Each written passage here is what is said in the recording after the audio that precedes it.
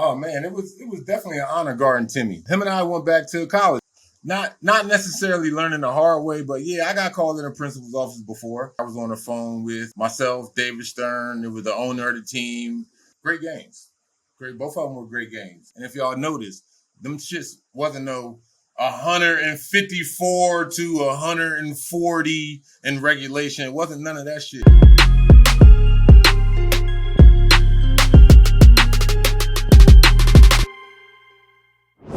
Another day, another dollar. And you already know why. It make me want to holler.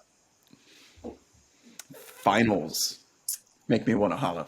That's the man, Rasheed Wallace.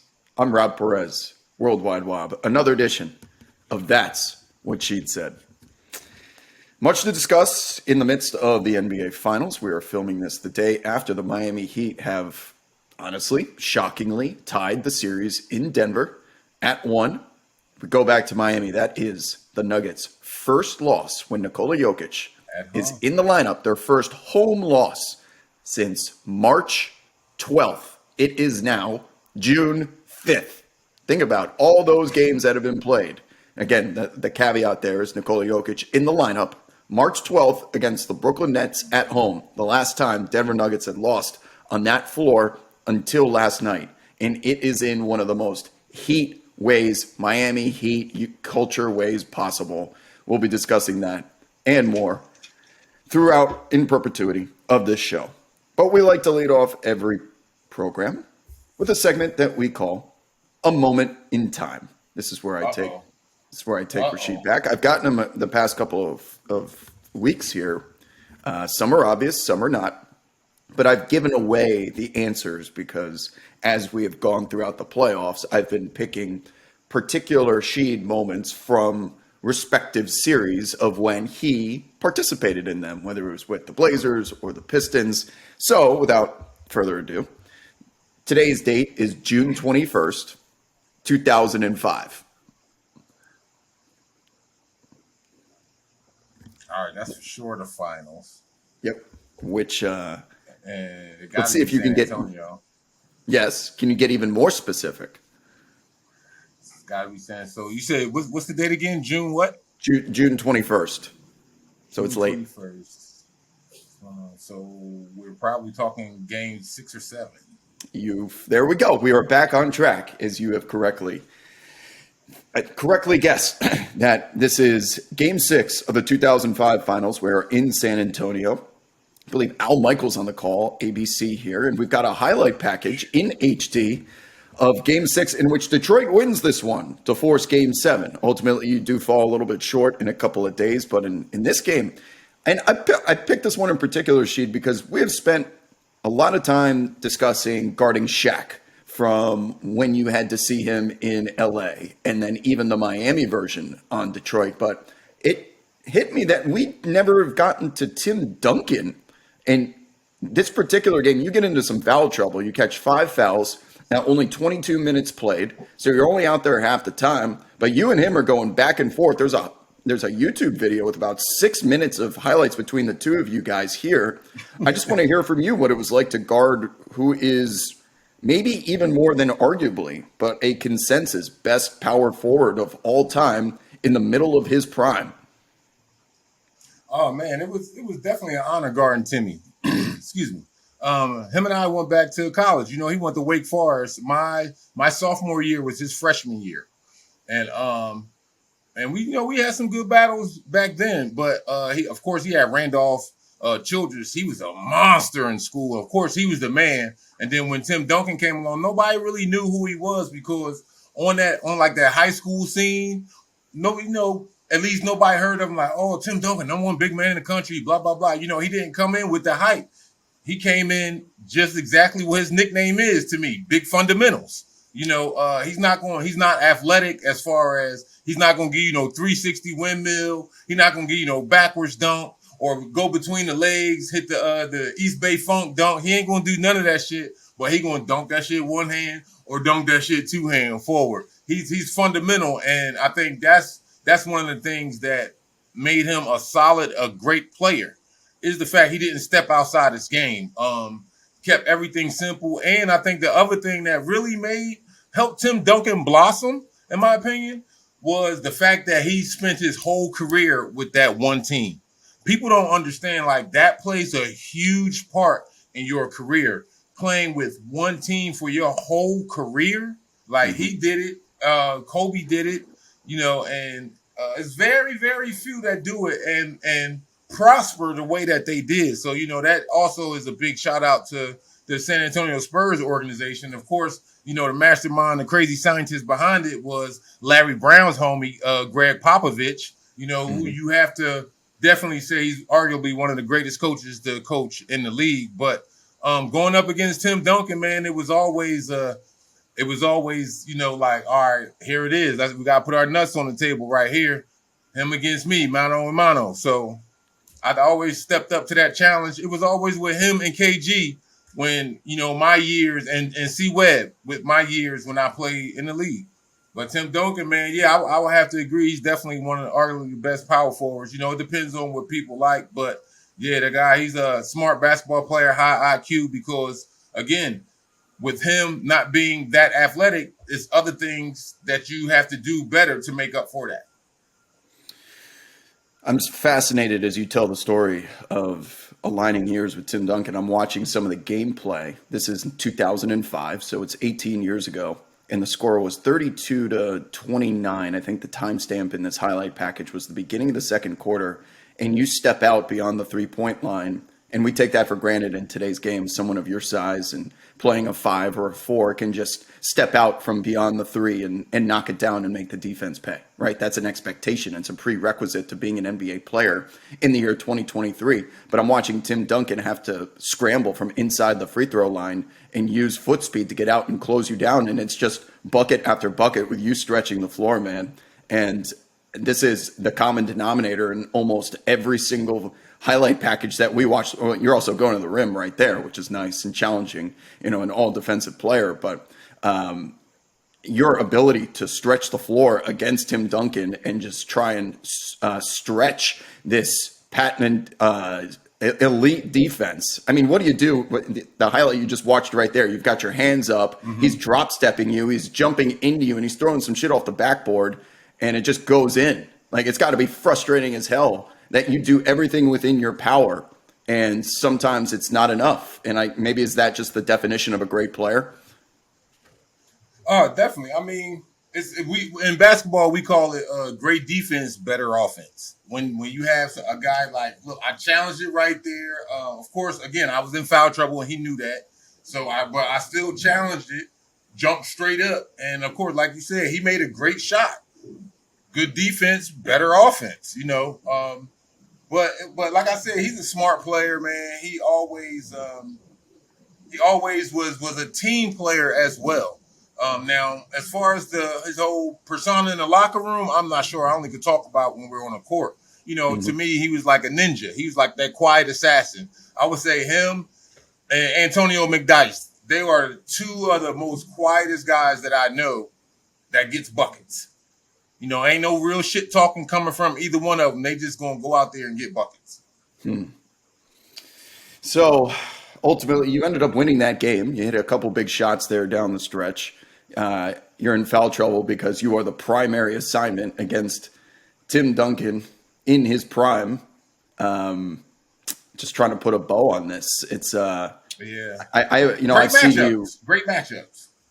I know, but your versatility, it's so unique. And I'm not saying this because we do a show together or I'm trying to brown nose you. It's how many different variations of the all-time great players. So you have Shaq, who I wouldn't consider to be the antithesis of Tim Duncan, but he's physical. He's a dominant force down there in creating space, while Tim Duncan was a mirror of you in a way. In that specific highlight package that we were just watching, it was just cut back and forth with the two of you catching the ball in, let's call it the short post, about 15 to 17 feet away. Right. You turn and face, right. And you were doing a little bit of a variation of the rip through in case you get a cheap foul. But if that's not there, the defender's keeping their arms up and you're looking at each other in the eye and you're both just banking in 17 footers against each other because you're the two players of this era that know to keep the ball above your head. That's what I take away from this. And that is Right. something that should be obvious, right? But even to this day, you've got centers who are bringing the ball down that allow those guards to get their hands in there and play defense against them. But the two of you want to talk about fundamentals. You've told the story about why you keep the ball above your head, and watching it just go back and forth, back and forth. I don't know, I guess, what else you could have done. And Tim Duncan to you, Tim Duncan to Pau Gasol, Tim Duncan to you name the victim. Did it for, a couple of decades there. But man, if y'all would have won that game 7 and then you go back to back, like we're having the conversation about the Pistons dynasty in the 2000s, I think, as opposed to the Spurs. After, I don't mean to bring up bad memories, but after that game 7, Oh no, it's not. no, what's the sentiment? Because you were so close to becoming Yep. a team that there's only a few that have repeated. It is near impossible to repeat and has nothing to do with talent. It's egos, contracts, new players, coaches. It's a whole new season, and then you got to get motivated. You make it all the way there just to fall one game short. I'm kind of curious as to what's it like to be on the other side just shortly after Well, winning one. it's two sides of the coin to that. I give you the first side. Um, we're playing against a great team. As you said, they had that Spurs dynasty. I think before that '04, they won it what 2 or 3 times beforehand. So of course, we were playing a great team already, and they got a couple of Hall of Fame players on there with Tim Duncan and of course Manu Ginobili, and they were a crafty ball team. It wasn't like they were a young club just like us. We weren't that young either, but they were crafty, and it's like, man, here it is. It's great matchups at every position. It was a great matchup with Chauncey and Tony Parker. Great matchup with Ginobili and Tayshaun. Myself and Tim. So it was great matchups across the board, and they beat us. They beat. I'm not going to take anything away from that team. They beat us. But on the flip side of that coin, we were fighting a lot. Of course, David Stern was pissed at us already because we beat his Hall of Fame team last year with the Lakers. So he definitely made sure that we weren't going to repeat this year or that following year. And what really gave me the incentive to say that was it was the pre-game press conference for that game 7, and I'm sitting in the locker rooms myself. I think D Ham was in there. Who else? It might have been Lindsey Hunter. We were in there, so we're there, of course, a few hours before the game. So, we sitting back and we watching all the little festivities that they do, talking about the finals, this and that, blah, blah, blah, right?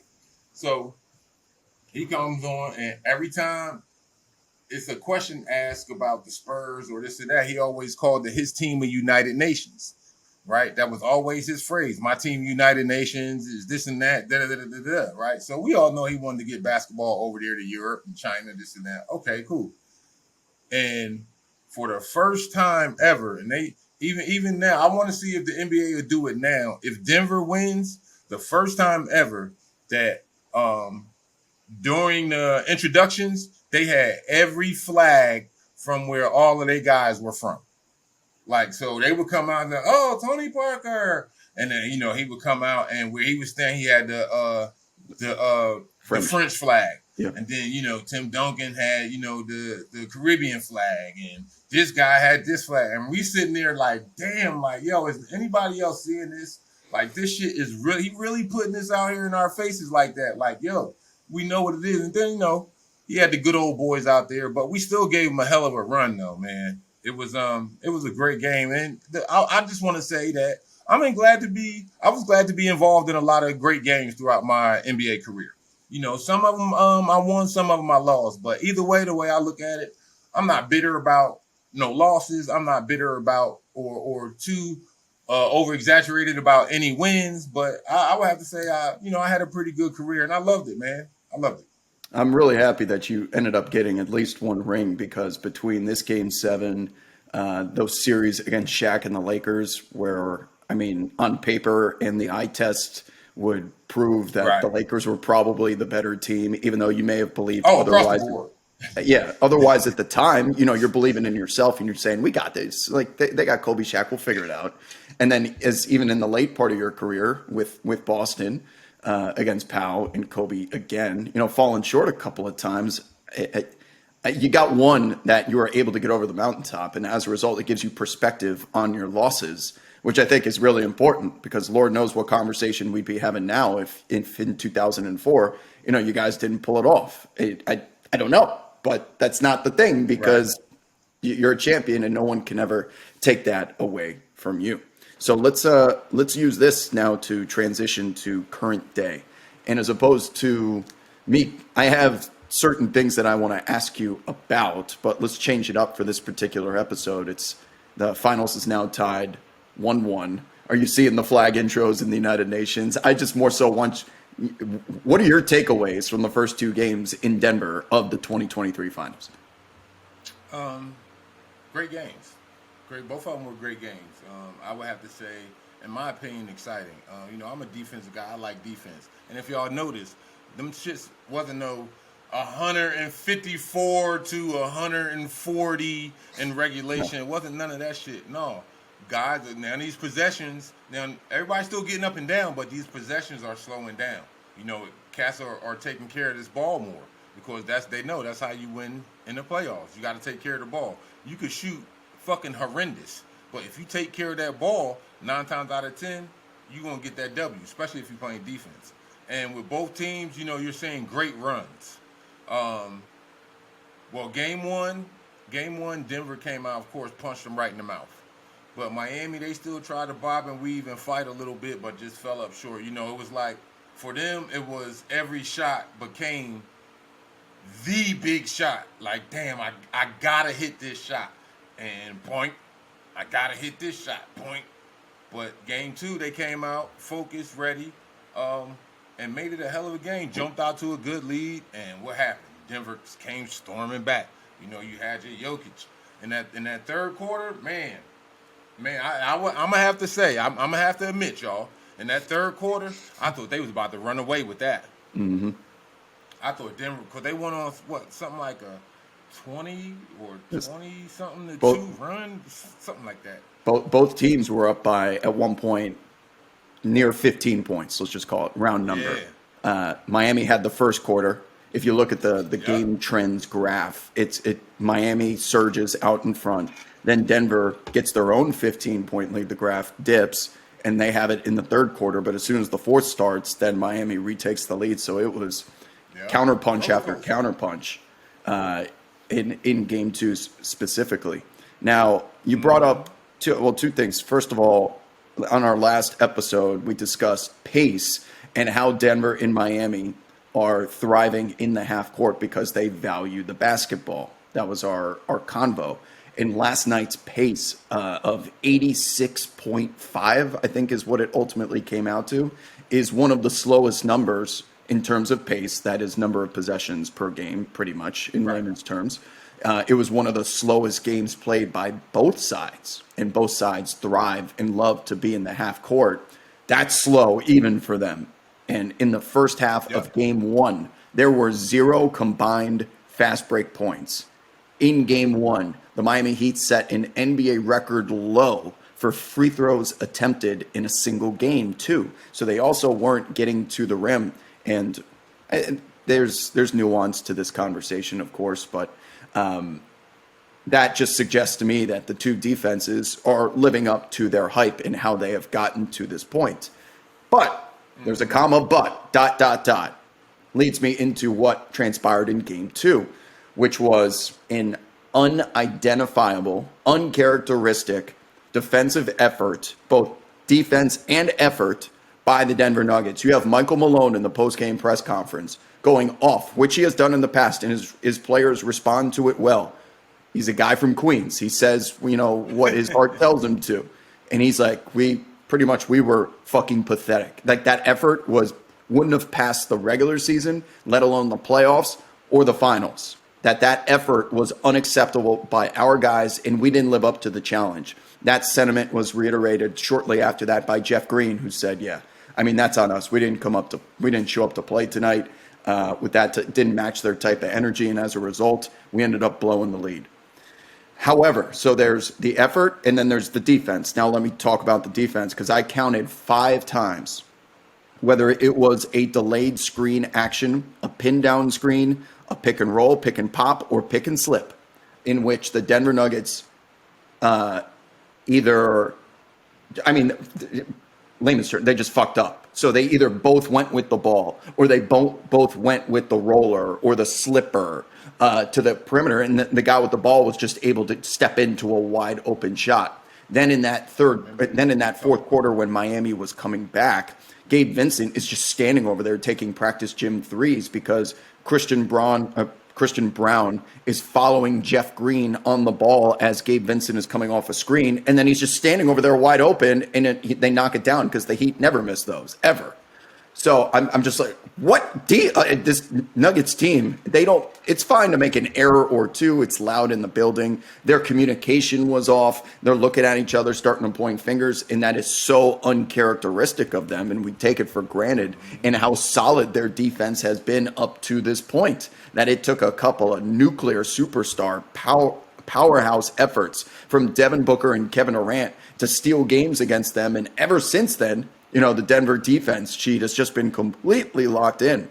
So I wanted to provide that context to ask you the question, how do you, when, let's say, a delayed screen action gets messed up, and then we're both following the same person when one of us was supposed to switch, how do you scramble in the moment or fix communication? Because to me, the Miami Heat, man, have never, I haven't, even when they mess up, when they have an off-ball issue, it's as if they have 10 guys on the floor to make up for it, and there's someone always there to help. But that was not the case for Denver last night, and they left guys on an island by themselves. How do you scramble in the moment or fix it in the huddle when it's clear that our communication is off tonight? How do you fix it is you got to play. And here's how it got messed up. Because just think when Duncan Robinson caught fire, and I think he hit maybe 4 or 5 straight buckets or something. Yeah. And fire, remember when he came off that wing? He was beating them off the dribble. You cannot get beat off the dribble. All respect to Duncan Robinson, but if you're getting beat off the dribble by Duncan Robinson, you got bigger issues than just help defense. Yep. And when he came off, he caught fire. When he came off a lot of them screens, now it's like, okay, both of the guys are going with him, and whoever was the one setting that screen and popping was the recipient of a wide open jump shot. I mean, they just played basic basketball. For it to be on the other end, if you're not hitting shots, it's all right, shit. At some point we got to make a layup. It's all about that defensive effort. And I can see why Mike Malone was mad, because Denver did. I pointed this issue out to my son. Him and I were watching the game together last night. I said, look at them. When Denver was doing that comeback, when Miami was up 15 in that first half comeback, I was like, man, I said, yo, do you see this? He was like, what? I was like, you see this game? He said, yeah, Denver's doing real good. I was like, nah. I said, look at the pace. I said, Denver is moving a whole lot faster than Miami. I said, Denver's coming up with all the 50-50 balls. They the ones on the floor first and this and that. And look at all the rebounds. You got like 4 or 5 guys crashing the board for them. I'm like, you don't have that for Miami. I'm like, just look at it. Then he was like, all right, I noticed. And then I'll be damned if in that second half it flip-flopped. Now you got Miami was the aggressive team. They was getting their hands on a couple steals, on a couple passes, getting their hands in the passing lane, and guys going down the other end, making layups, dunks, all that stuff. So that the pace of the game, Miami picked it up. And if Denver would have, and still came up short by 1 shot at the end, but if Denver would have kept that pace going the same way, it would have been a hell of a game. It's still a hell of a series. I'm glad we get a 5th game out of it. I'm liking the way that this series is so far. Wob, real talk. I want to continue to probe your experience and knowledge of a defense with the complexity of the Miami Heat in the second half. Every time that they come out of a timeout or after a make, not a miss, but a make, they go into whatever their version of a 2-3 zone is, which is different than a Syracuse 2-3 zone or any other zone you see across the NBA. And I'm Facts. sitting here trying to figure out exactly what the hell is going on because I know what a 2-3 zone looks like. And this one is it's just way too fast and scrambled to be considered a true 2-3 zone. I thought for a moment because Gabe Vincent and Caleb Martin were at the very top chasing whoever had the ball. I'm like, that's a 1-3-1? Because at the top, I haven't seen a 1-3-1 since middle school. The guy at the very top is supposed to chase the ball around the court almost as if it's a box and one. Then they've got their three guards setting up a wall behind the one. It was Duncan Robinson and Max Struz and like Gabe Vincent and or Kyle Lowry per se. They're in the three right there, halfway between, always helping, leaving the cross court pass open, but remaining close enough to be able to close out. And then I'm watching the Nuggets, man, try and decipher this in real time. And they're smart enough players to know that, okay, they're running a zone. And Nikola Jokic at times they want to go into their pick and roll action with Jamal Murray because that's where they thrive. And I'm watching Nikola Jokic set screens on air. Like he's just setting screens that not on people because On he's space. realizing that these dudes are in a zone kind of, even though it's not like one. So I am sure throughout your illustrious 2-decade career, you have, let's use the San Antonio Spurs as an example, or some forward thinkers here that are adjusting on the fly. When you're in a game of this magnitude and the crowd is loud and you can't be communicating to people unless you're in a really tight huddle and you see that the Heat are now playing not true man-to-man principles, how do you adjust during a game? You're not calling like run overload because that's what you do against a 2-3 zone. How you only have so many seconds to act, man. You only have 14 seconds left on the shot clock. How do you identify it in real time and then apply the software upgrade? You got to know it. So just as you said, and they did exactly that. Game one, they didn't get a chance to set up their defense. Game two, they had a chance to set up their defense because they made shots. So now Denver has to take the ball out of bounds. So that extra second or two or three, maybe taking the ball out of bounds, bringing it up. Now Miami's back setting it up. So what it is, it looks like a 2-3. Like, all right, it's somewhat of an amoeba defense. I first noticed it and heard of it, and I got to give credit to Danny Hurley Sr. From St. Anthony's. He was the first coach that I know that used this, where it's almost like a man matchup that looks like a zone. That's why if you look at a lot of it, when Denver swings that ball and Joker is at that mid post, who's guarding him? Like Kyle Lowry might be guarding him, might be Duncan Robinson guarding him. It's always a guard because it's that back end man. And it's moving parts. Mm-hmm. And so you got to know, like, look, first of all, when you play in that defense, you got to know all 5 spots because that's what's going to help your rotation and that's what's going to make your defense more solid. If you're just used to playing that top left spot in the zone and you're just worried about that top left wing for the threes and like, I ain't worried about nothing else down there, then, you small-minded. You got to learn all 5 positions when you're playing that zone so you know how to move because it's ways to beat it with simplicity and it's all gambles getting to that pass first. You know what I'm saying? If Miami has some taller players at guard, I don't know if Jokic should be getting that ball that much in that paint right there in that mid post. But Miami, they setting it up. They had a chance to set their D up. They made Denver take tougher shots. It wasn't all a freelance shot. So now, if you think about it, low key, why is Miami playing in this 2-3 amoeba?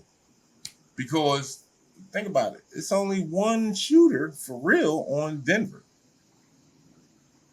and that's Jamal Murray. He's the only real bona fide. We can't leave him. We got to double him. He's their best shooter on that team.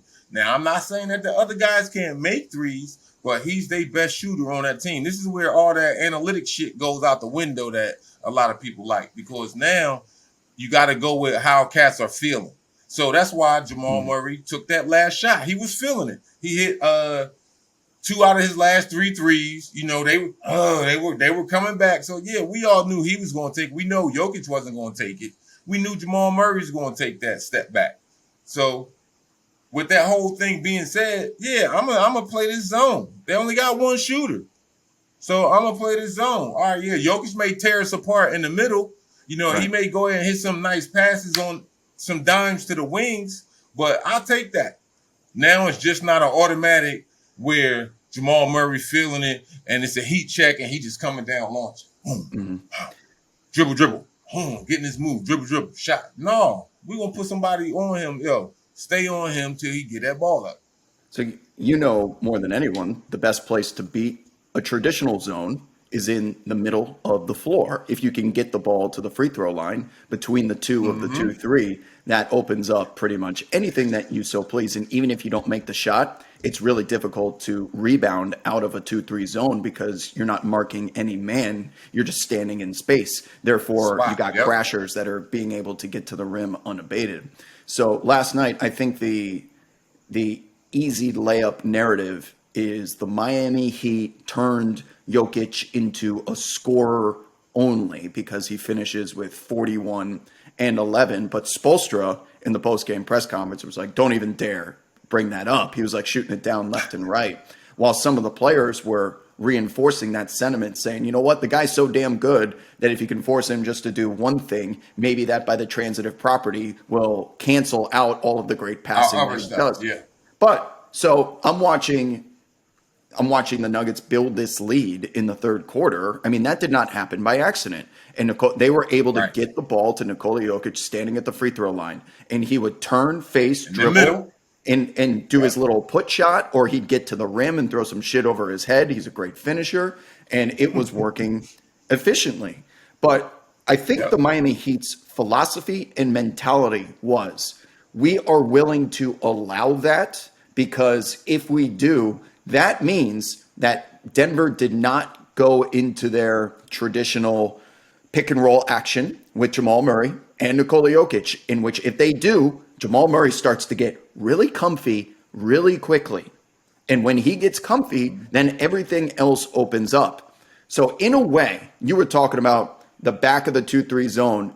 Sometimes it's Jimmy Butler, and it was Kyle Lowry last night. There's a couple of instances in which they're the only man under the rim, but the Nuggets aren't able to punish them because Nikola Jokic is at the time standing above the free throw line, and therefore Kyle Lowry can play this center field free safety type position in which he has two guys as an assignment, but he's standing between the two of them in the event that Jokic makes that pass to the corner. Kyle Lowry feels like he's in a position, or Jimmy Butler feels like he's in a position to be able to get out there and close out. And this is what drove me nuts, because I'm a Knicks fan, and I'm sitting here saying, how does it always feel like in that series that Miami is playing with 10 defenders? Julius Randle's getting double teamed, then Jalen Brunson's getting double teamed, but we can't take advantage of the double teams because their guys are everywhere.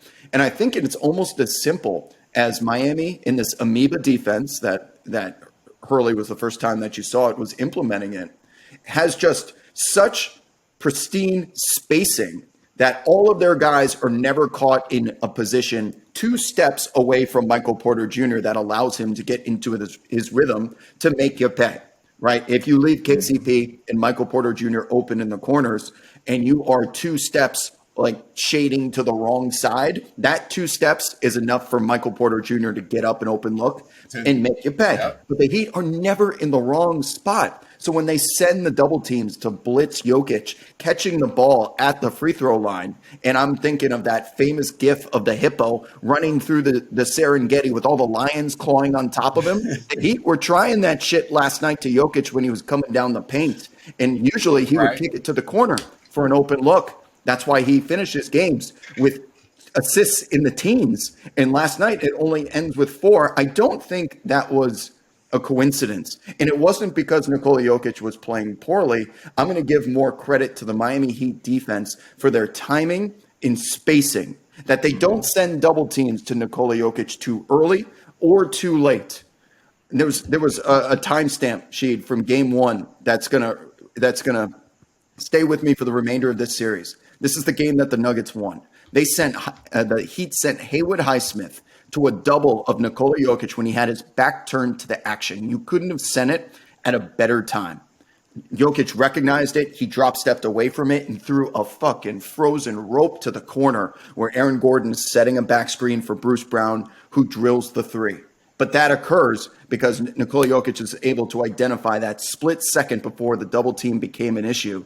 And in game two, he just wasn't able to take advantage of those double teams and just harassing him in the same way. Just a very long-winded way of giving some credit to a Miami Heat defense that I swear continues to play with more than 5 guys. Yep. I mean, they're playing good. They're rotating good.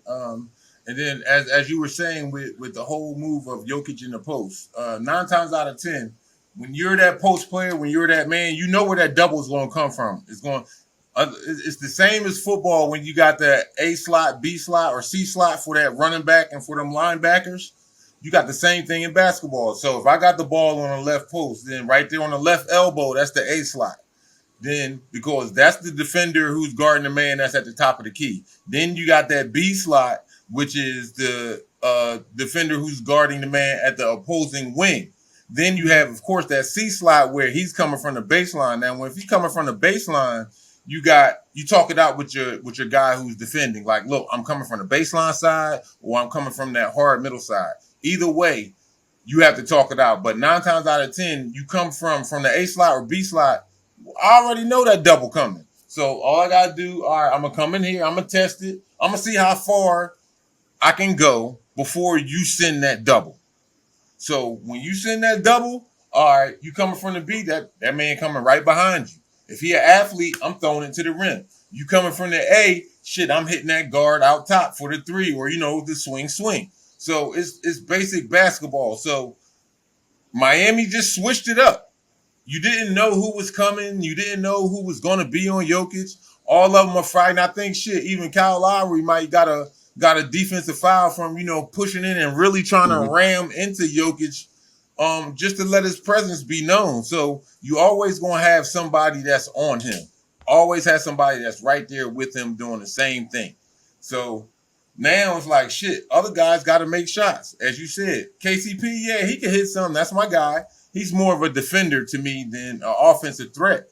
But he's not the best three-point shooter, but he can hit some. The same thing with Mr. Brown. He can hit a couple, but he's not a dead eye from out there. And same thing with Porter Jr. Mm-hmm. So the only one that's to me that's that real threat is Jamal Murray at the 3. The other guys are hitting it when the team is gone, when everything is going good, and Jokic is he diamond, everything's good. But now, like you said, the game plan for Miami last night, all right, well, let's let Jokic score. And we're going to have to make these other guys score. It's not going to be no wide open layups, no wide open dunks. We're going to make these other guys, we're going to make Jokic finish at the rim. And like you said, he ain't got the best hang time. I think some of them joints might have been in travel, but he ain't got the best hang time. But somehow, some way, he maneuvered, got the shots off, and shit, he killed it. But I think it's exactly on what you just said. If we slow down the other guy, let Jokic do his thing, we know he's going to get his numbers. We just can't let him get his assists. We know he's going to get his points, his shot attempts, all of that. We can't let them get the dimes. And that's what they did, just playing that fast-paced defense. They came with that energy, that high-paced energy that we're used to seeing Denver with. So there's the thought of making other players score, and we're sitting here trying to tell you, okay, that's true in a sense, but we're reinforcing you want to make other players earn. So earn their points, earn their looks. If Aaron Gordon, to his credit, wants to step into a 3 from 25, 27 feet away at the top of the 3 after... By all means, go ahead. And Aaron Gordon has been delivering. He's in game 1, he's sealing lesser, smaller defenders at the rim, doing everything that he needs to. But Miami's going to continue to probe you and press you to always have to act above and beyond your traditional output. They are going to require you to extract every level of potential and perform. And if you so much as slip once, They are always there to take advantage of it. They require every team that they play to be perfect. And that's, I think, the biggest compliment that you can give this defense. Because once again, we're all in consensus that they don't have the most talented on paper roster in the world, but they require Right. those talented teams to play to their maximum capacity every second. They hardly ever let up. And it is their philosophy that you have to do that perfect playing 4 out of 7 times. You did it in game one, you didn't do it in game two. If you do it 3 out of 7 times, you lose the series. We don't think Yeah. that you can have Jokic and Murray just be these unicorn offensive players 4 out of 7 times when there are between 86 and 100 possessions per game. That is their strategy, and thus far it's worked. And one last Yeah. thing on this game, too, that a major adjustment, it was a rotation move by Eric Spoelstra. He elects to put Kevin Love into the starting lineup. And as soon as I saw that, Sheed, the first thing I thought of is what Darvin Ham, your guy, did for the Lakers before game four to avoid the sweep. Or, I'm sorry, when they found at the end of game one and they tried to implement for the remainder of the series, specifically in game four. But what they did was take Anthony Davis off of Jokic and move him to more of a free safety position on the opposite block. Then they would send out Rui Hachimura to defend Jokic one-on-one and use his body Yeah. to be down there and prevent him from getting to the rim easily, with AD always lurking. So when I see that Kevin Love is entering the starting lineup, that's obviously done to put some size into the rotation. And I'm figuring, well, because Bam has a lot of AD qualities to his body in his game, that Spoelstra is going to attempt the free safety role. And guess what Yeah. happened? Nope, the complete opposite. Bam spent exactly 40 minutes on the dot, 39-58 in game one. And I would think almost all of it was exclusively staying attached to Nikola Jokic. So the free safety opposite dunker spot help man is still not a change in which Spoelstra has attempted. He may ultimately do it at some point in this series, but it has been Bam on an island by himself. And we see what occurs when he comes off the floor. Cody Zeller has a net rating of -80 last night in like 9 minutes of play. You want to talk about Jimmy Butler's the most important player on this team? Right now, it's Bam Adebayo. And he's putting in work on Jokic and keeping him somewhat mortal. 41-11 is Well, a bad game, by the way, for Jokic. Sheed. That's a bad game. On top of that, the efficiency from Bam, 13 of 25 in game one, 8 of 14 from the floor in game two, in addition to the burden he has on the opposite side. I'm starting to think he could win finals MVP at this rate. Bam is doing well. And see, here's the difference. In game one, Denver got out to that good start. So now you on your heels.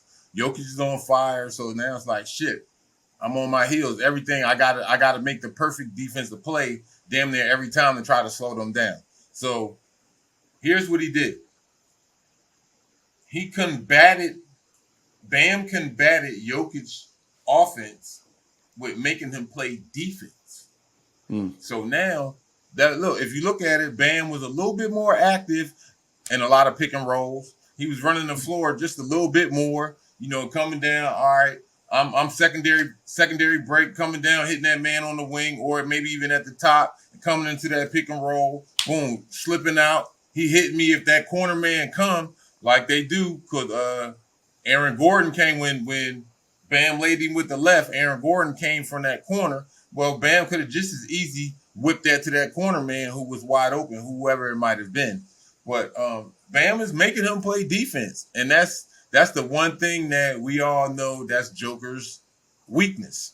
We know how highly skilled he is on offense. We know this guy can hit you with a 45-foot bounce pass in stride for you to lay it up or dunk it. We know that he can hit a turnaround three at the end of the shot clock in another 7-footer's face. We know this. We see this. But he's not a great defender.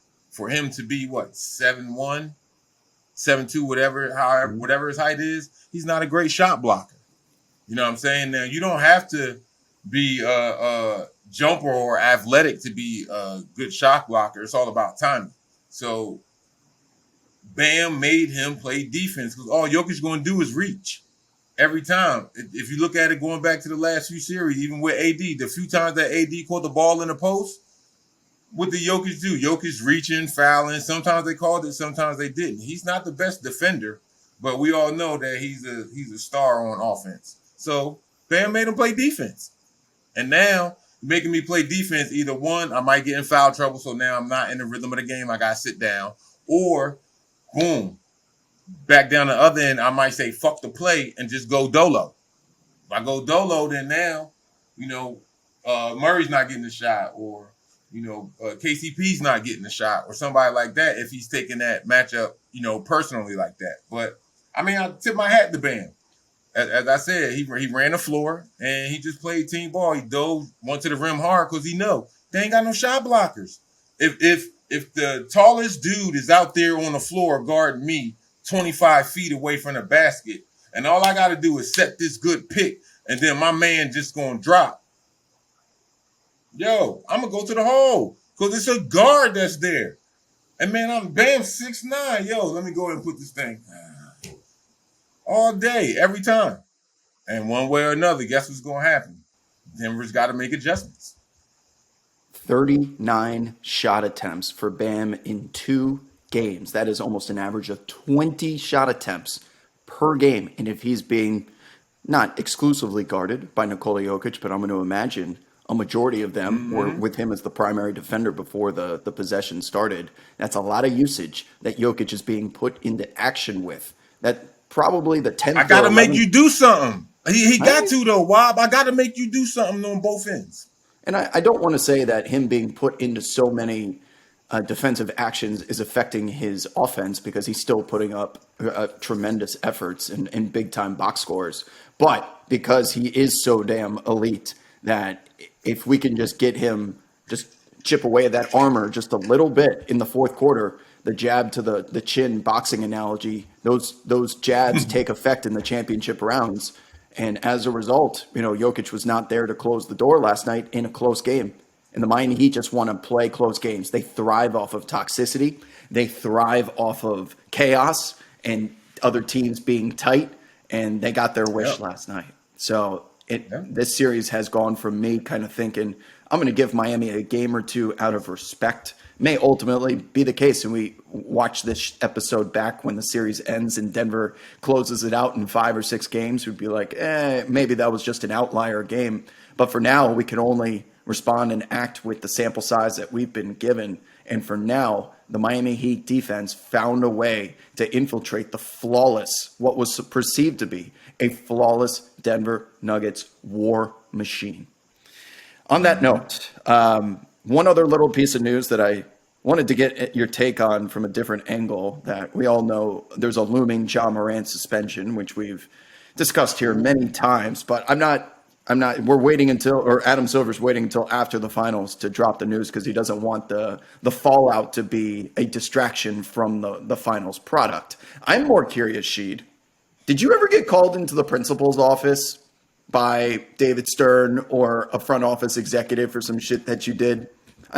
Maybe not to the degree of like what Ja Morant's in trouble for, but the tone and sentiment of Adam Silver's words were very, he's in trouble. Like, because we've met in person before, and I thought we had a man-to-man agreement, and he went out there in real life and did the complete opposite. Have you ever learned the hard way? Something that you did that you can share? There has to be something at some point. Not necessarily learning the hard way, but yeah, I got called in a principal's office before. It was more of a conference call. It was at one point in my career, I was on the phone with myself, David Stern. It was the owner of the team, the GM, and the head coach. And some things were said. That's around the whole time when I was doing the both teams play hard, God bless and good night skit, because I got tired of our local media talking trash about us. We the only show in town. We the only professional show in town, and opposing to you talking about the positivity with having a young team and they could be doing this and that. Y'all want to talk about all the negative shit and try to set us up with all the negative shit.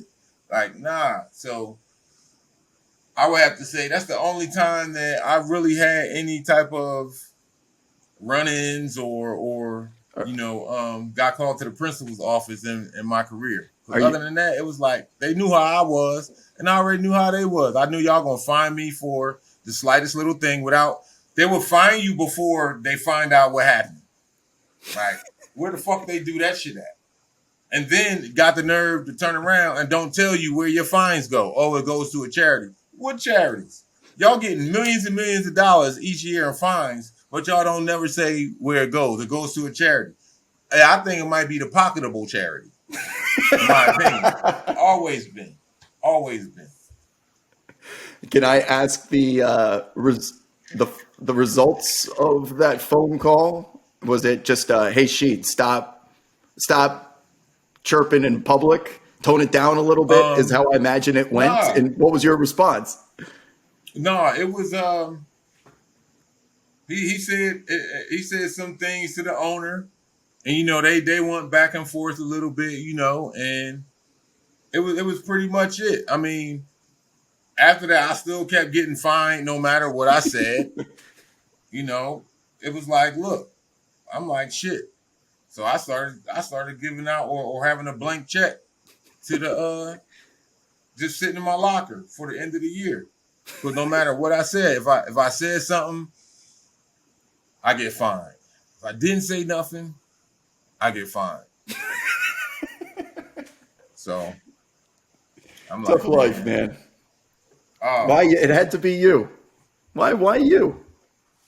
Yeah. because I was a black sheep in the league, man. Because I seen a whole lot of other things that came from a political side of it that they don't want exposed. So that's why I wasn't a Fair media enough. darling. That's why. And here's the thing, though. For me, I could give two shits about it.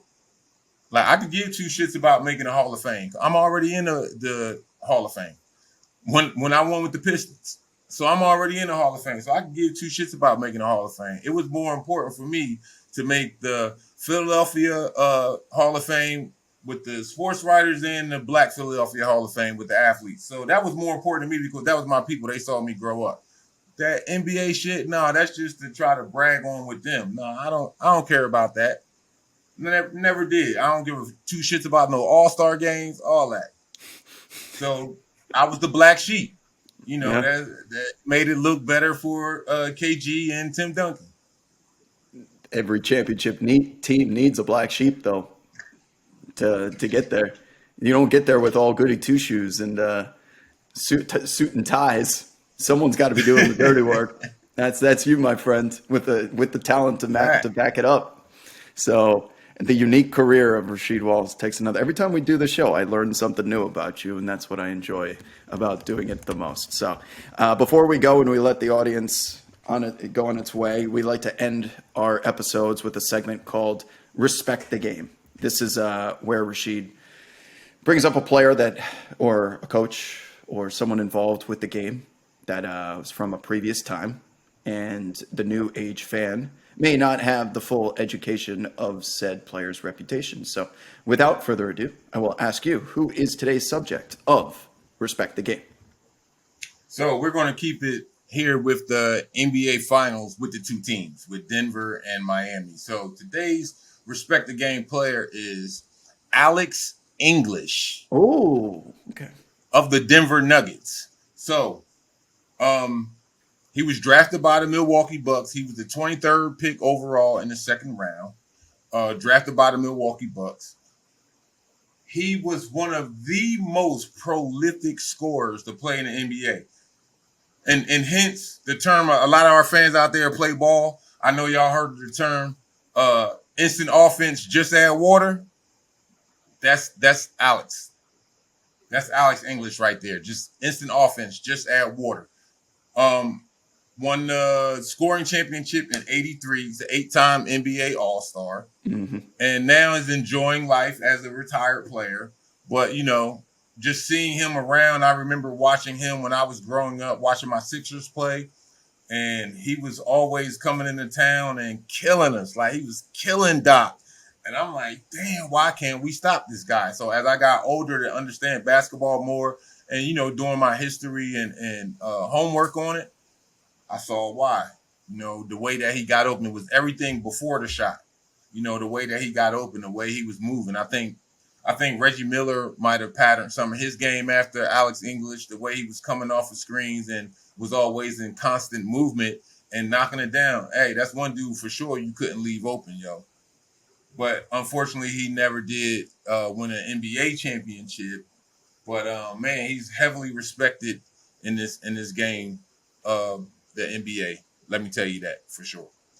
Today's Respect the Game, Alex English, who, by the way, many of you that are younger weren't alive for Alex English. If you've ever been to a Coachella or was it Lollapalooza in Chicago, any of these big music festivals where you see old NBA jerseys around, one of the more popular ones is the old school Yep, Denver Nuggets rainbow the skyline, multicolored one. Yeah, and it's either Mutombo, but a lot of people have Alex English because that was the player that has transcended the generations here. man. And still, if you buy a throwback that's been almost resurrected, like the Mitchell and Ness will come out with the early 80s Hmm. Nuggets, and it's English on the back. So when you see Alex English, hopefully this provides a little bit of context as to why some random frat bro from DePaul University that's 20 years old is wearing an Alex English jersey at an outdoor concert. So the man, that 8-time All-Star, does not happen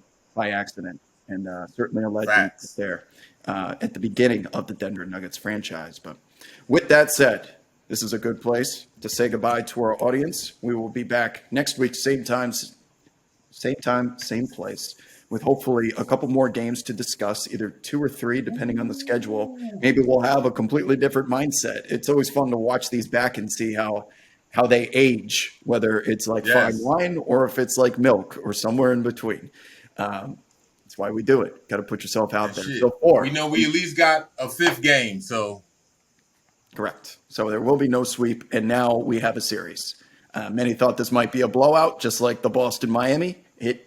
The Heat, to their credit, once again, once you thought they were out, they pull you back in. Pull yeah. you back in. And just when you thought it was safe. That's Rasheed Wallace. I'm Rob Perez. Worldwide Wob. This episode of That's What Sheed Said has come to a conclusion. We will see you on the timeline. See ya.